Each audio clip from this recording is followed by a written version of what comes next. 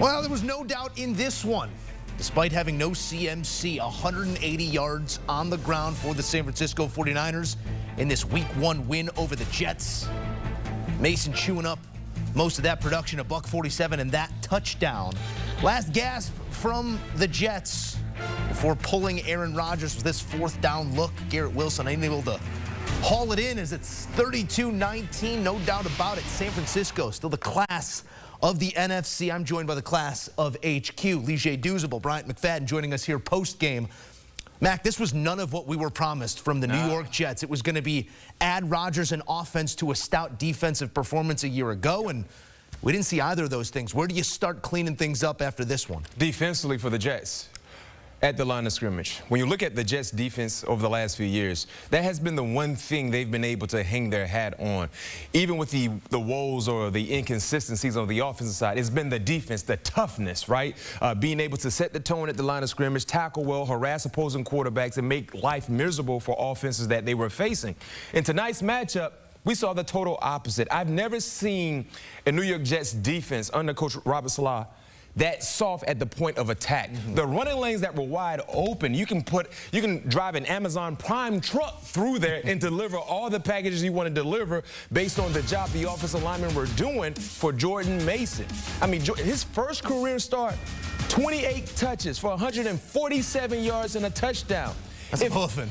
Luckily, they only gave him 28 attempts because if he got anything north of 30, who knows what he would have finished the game with. Deebo did chew into some of that production. They didn't need Deebo because his running style was something that was causing issues for the front, for the defense on all three levels for the New York Jets. They didn't want to tackle. They weren't allowing the offensive linemen to get to the second level. I mean, it was a horrible watch for the New York Jets defensively, just knowing what we've seen them do in the past. Stopping the run is a test of will just as much as it is a matter of scheme. Deuce, you were with this Jets team almost daily throughout camp.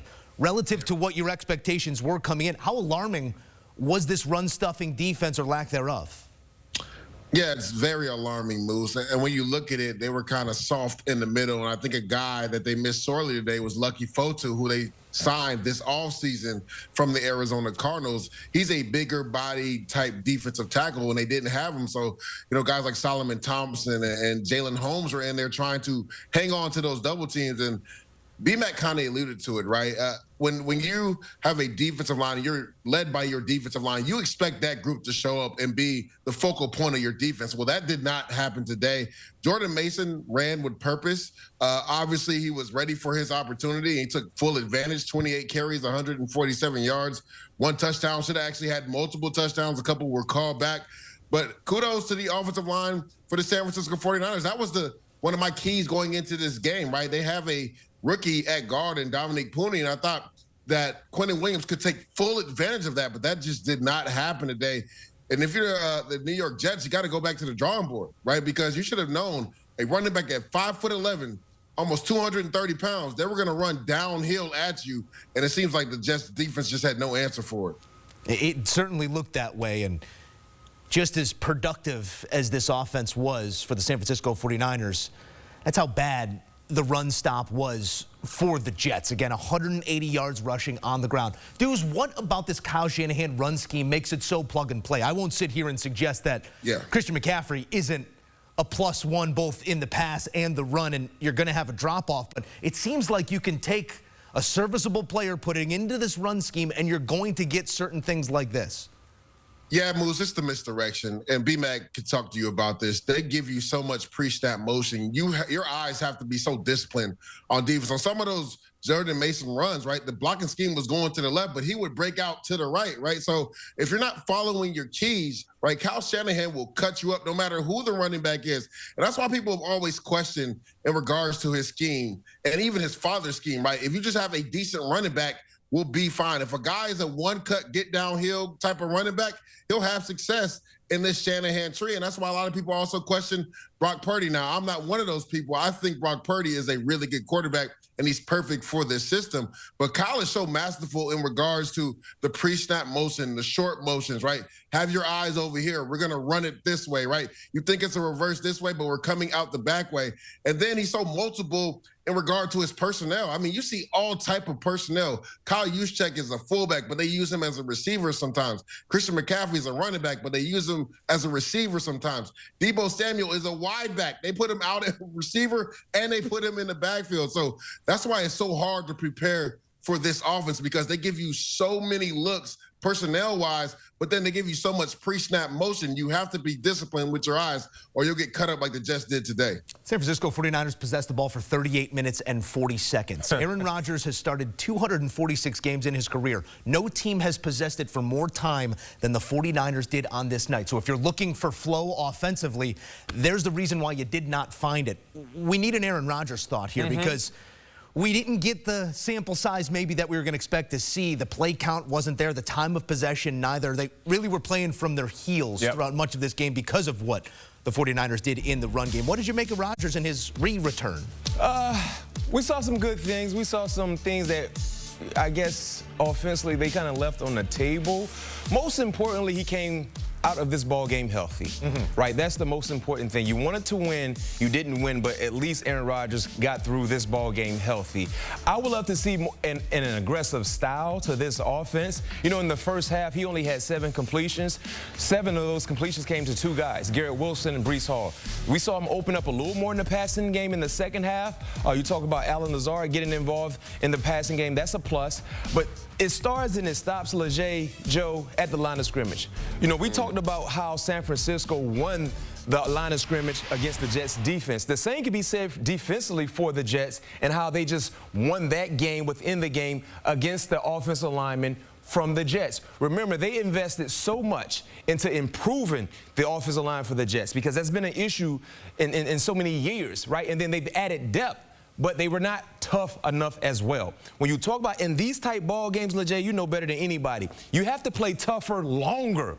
And they showed spurts here or there, but for San Francisco, for the entirety of the ball game, they were the tougher group on either side. And that kind of enabled Aaron Rodgers to a degree with him being comfortable in the pocket to be able to be aggressive. And so that's my concern moving forward for the Jets, because the days of Aaron Rodgers evading defenders in the pocket, making people miss, pump faking and things like that, I don't think those days are there anymore. So you have to be extremely sound for him to be able to be as successful as he can be when you talk about working from within the pocket.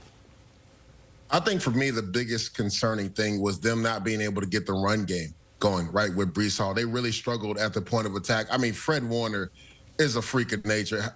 Like, the speed he plays at is astronomical. It's almost like he's in the backfield in the huddle when the Jets call the play. Like, he knows where the play is going every single time.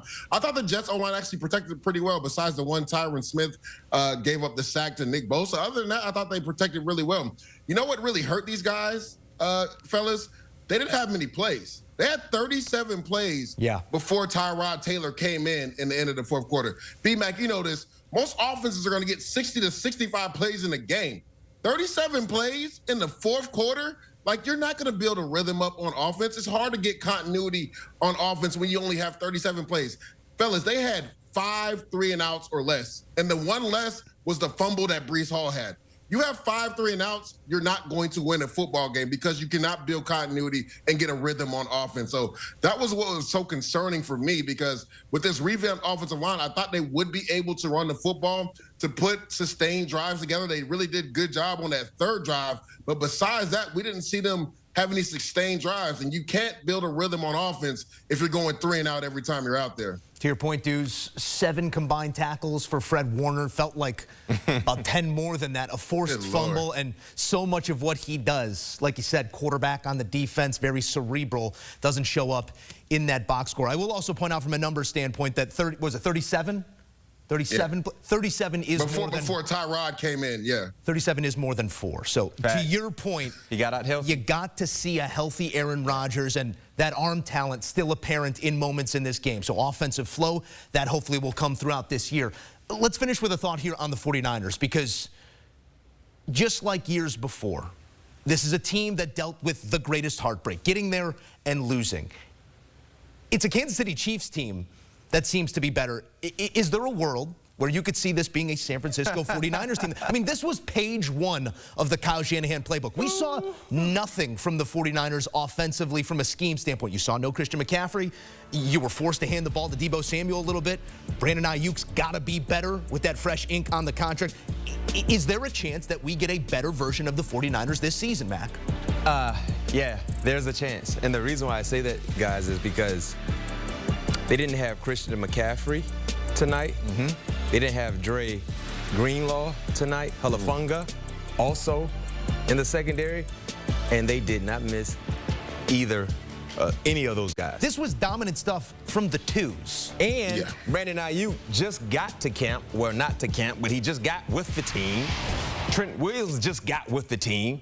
So the rhythm wasn't all the way together because these guys they haven't been practicing with the offensive guys, and they didn't miss a beat.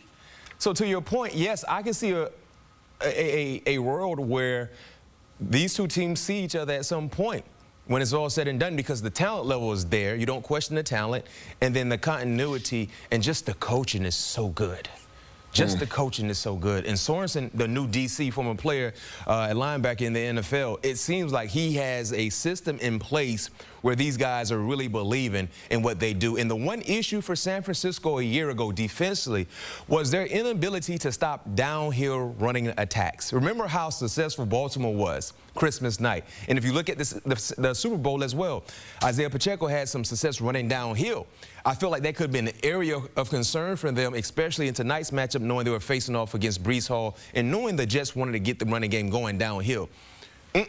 Malik Collins, Javon Hargrave, these guys were great at the point of attack, two-gapping from time to time and making sure they won their individual matchups. And that allowed a guy, to your point, Leger and Fred Warner, to be all over the football field. Because when you look at Fred Warner, when he plays the linebacker position, guys, his depth is deeper than most inside backers. He gets at that depth so he can actually see the flow. And his defensive tackles, they do a great job in keeping him clean. What I mean when I say that, they don't allow the linemen to get to the second level to dirty up Fred Warner a little bit. He has a clean view to the ball, and he gets there super fast. So, to your point, if they stay healthy, and they're not healthy right now, but it looked like they were because they have depth and they're so well coached. We started week 1 with a wow from Kansas City. We end week 1 with a wow from San Francisco. Round 3, February? Come on, Joe. Week 1. What are you doing? Let's get excited, fellas. Leger, Douzable, Bryant, McFadden. We appreciate you, fellas, as always, shedding light on what we saw here Monday night. Aaron Rodgers, great to have him back, but a streak does come to an end. For the first time since 2013, a loss on Monday Night Football. 10 in a row snapped at the hands of San Fran.